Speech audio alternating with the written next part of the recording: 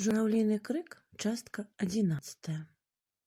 Тым часам старшыні Карпенку сніўся маркотны доўгі сон. Прыплялося яму, быццам у гэтай вось старожцы ля грубкі на тым месцы, дзе разлёгся Вітька Свіст, сядзіць яго, Рыгора Карпенкі, бацька. Ён строгі, заклапочаны, згорблены ад нялёгкай жытухі, стары, закручвае раскудлачаны сівы вус і сіпатым старэчым голасам гаворыць камусьці: «Вось што, сыны, як сабе хочаце, а надзел болей дзяліць не будзем. Пакуль я жывы, не дам. Дадзяліліся, з сахой павярнуцца недзе, Ляксей хай жыве, астатнія геть у свет, свайго хлеба шукаць». І тут, бачыць Карпенка, з цемры выступаюць ягоныя браты: старэйшы Ляксей, кульгавы Цыпрон, сварлівы Мікіта, і з гэтага боку ён, малодшы, Рыгорка. Як і некалі, гадоў 15 назад, злосны, гарласты Мікіта у адказ на тыя бацькавы словы сарваў з галавы зашмальцаваную ад поту шапку і гэпнуў яе вобземлю. «Ага, любімчыку, старшыню, чорта яго матары, а мы што? Куды мне чацвярых блазнюкоў дзяваць? Куды? Кажы, бацька!» б'ючы сябе кулаком у разхрыстаныя грудзі, крычаў Мікіта. Браты загулі, заварушыліся, незадаволеныя бацькам, выцягнулі жылаватыя рукі і пачалі насоўвацца на яго, гатовыя разарваць старую згорбленую постаць для грубкі. Але бацька сядзеў спакойна, строгі, зусім не баязлівы, быццам ён ведаў нейкую сілу, якая магла абараніць. Грышка спалохаўся, што здарыцца страшнае, і, кінуўшыся да старога, засланіў яго. Тады браты замахалі ўгарогімі каблашлагбаум рукамі, растапырылі над ім кіпцюрастыя кашчавыя пальцы, прагна пацягнуліся да яго шыі. «Ага», — шыпеў з цемры Мікіта ў голас, «добра табе, ты ў армію пойдзеш, ты да камандзіра даслужышся, ты жалаванне палучыш, а мы што? Што мы?» Тыя кіпцюрастыя братавы пальцы ухапілі Грышку за горла, за грудзі, за ногі і рукі, сціснулі. Ён стаў задыхацца, але адбіваўся як мог. А бацька ўсё сядзеў ля грубкі і, пазіраючы на бойку, агідна хіхікаў. «Ага, ага, ось так яго, так, так, так». Рыгор рвануў неяк, выслізнуў з гэтых касцявых абдымкаў і кінуўся прэч. Пасля нешта перайначылася ў сне. Ён апынуўся ўжо за станковым кулямётам пад агромістым заснежаным валуном на беразе таго безыменнага возера ў Фінляндыі, дзе сяржант Карпенка зрабіў свой першы вайсковы подзвіг. За другім такім жа каменем туліўся з ручніком узводны лейтэнант Хіль. Болей у іх роце не засталося нікога, і яны трэція суткі з 2 кулямётаў адбіваліся ад фінаў. Толькі цяпер у сне на іх чамусьці наступалі не лыжнікі асобага батальёна Суомі, а нямецкія эсэсаўцы. Яны роўным густым ланцугом хутка беглі па заснежаным лёдзе возера. Карпенка страляў і страляў, але яго кулі не знікалі, не робячы ворагу шкоды. Ён спахапіўся, што не паставіў на планцы прыцэп.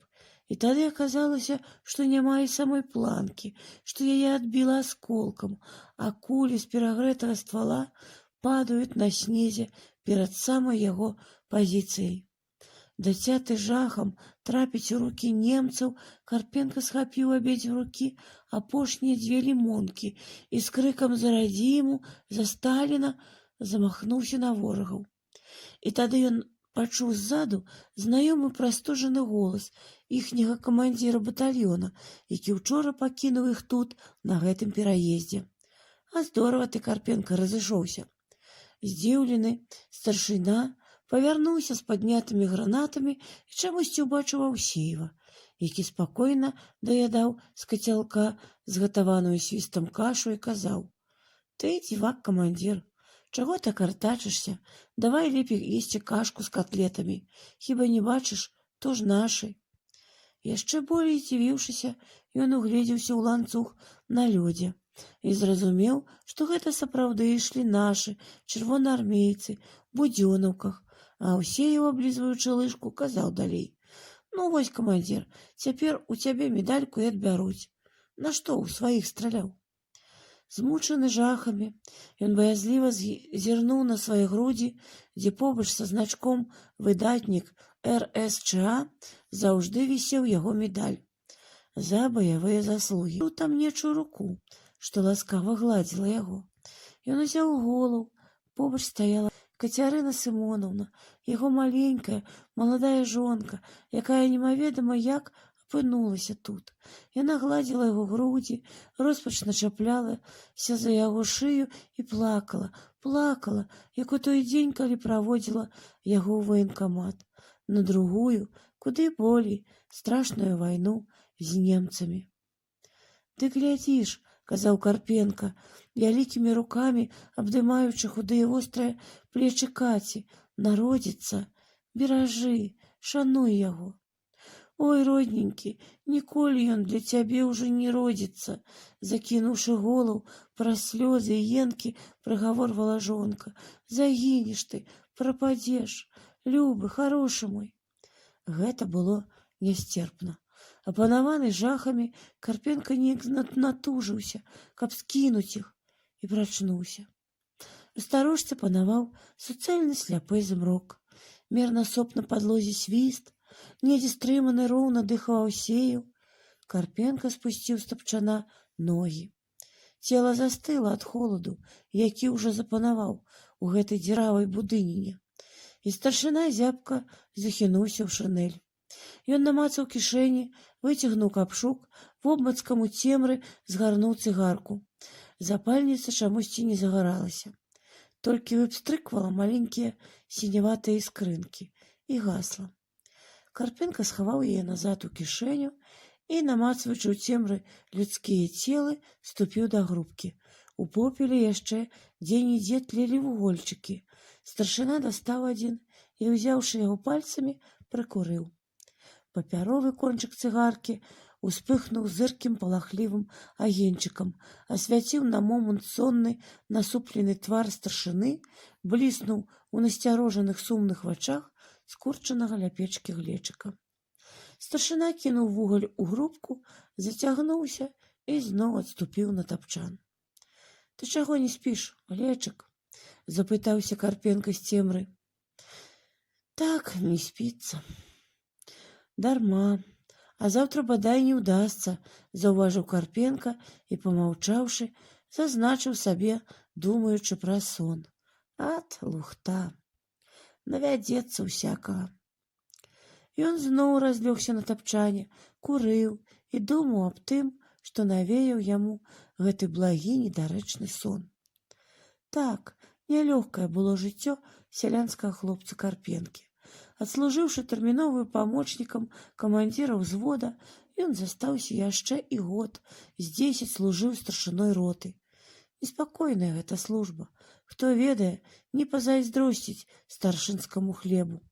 Цяжкавата было Карпенку, але неяк прывык, уцягнуўся у бясконцыя казарменныя клопаты. Да і мусіў цягнуць, бо вяртацца дадому на Арлоўшчыну не выпадала. У бацькавай хаце жыў са сваёй вялікай сям'ёй Аляксей, все астатнія браты разбрыліся па свеце.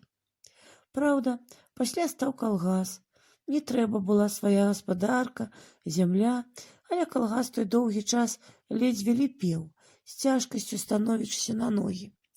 І ўсё ж да мірнага працоўнага жыцця вельмі цягнула старшыну Карпенку. Пакрысе жыццё наладжвалася, станавілася лягчэй і ў вёсцы, і ў горадзе, але тады распачалася вайна з фінамі. На ёй Карпенку давялося сербянуць ліха. Яго параніла, пасля ён атрымаў баявы медаль і ўрэшце здзейсніў свае даўнія мары, звольніўся ў запас. Як удзельніка вайны і ўзнагароджанага яго прызначылі намеснікам дырэктара льнозавода, далі добрую кватэру ў другой палавіне папоўскага дома, дзе была заводская кантора, і Карпенка неўзабаве ажаніўся з Кацяй або Кацярынай Сымонаўнай, маладзенькай настаўніцай тутэйшай пачатковай школы. Заводскія справы яго захапілі. Па старой вайсковай звычцы ён не шкадаваў сваёй працы, часу, стараўся разам з дырэктарам, аднарукім чырвоным партызанам Шорыцам, і іх завод быў адзін з лепшых у раёне.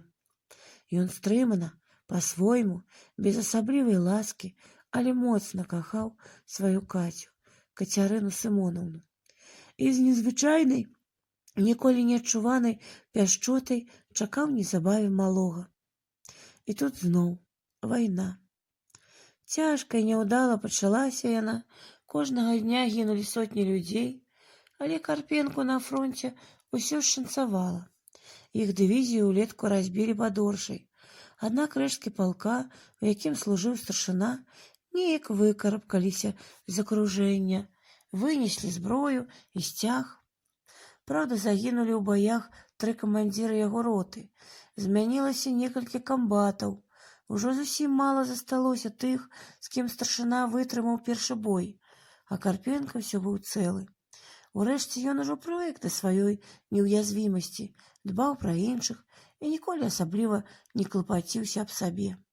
Здаралася, ён заставаўся на нядоўга камандзірам батальёна, даўжэй камандзірам роты. Немцы асабліва яго нідзе не білі. Звычайна выходзіла так, што і Карпенка, налаўчыўшыся, даваў добрай здачы. Ён не вельмі палохаўся сам, пільна сачыў за боем, не даваў спуску баязліўцам. Байцы трошкі крыўдавалі на яго за лішнюю строгасць, але ў баях цанілі крыклівага старшыну. Карпенка дакурыў цыгарку, паляжаў яшчэ. Сон болей не ішоў. У старожцы па-ранейшаму было цёмна. Але чуйны да часу старшына здагадваўся, што хутка наступіць ранак. Ён зноў зняўся, захінуўся ў шынель і, пераступіўшы цераз свіста, расчыніў дзверы. На дварэ марудна світала. Змрок паволі радзеў, адпаўзаў з пераезда, ужо прыкметны быў насып чыгункі, дарога з блішчастай лужынай, чорнай расплывістай паласой цягнуліся ў шэрасць прысады. Вецер уціх, пацяплела, з лагчыны цераз пуці сунуліся шэрыя космы туману. Старшына агледзеўся, шукаючы вартавога пшанічнага, але таго нідзе не было.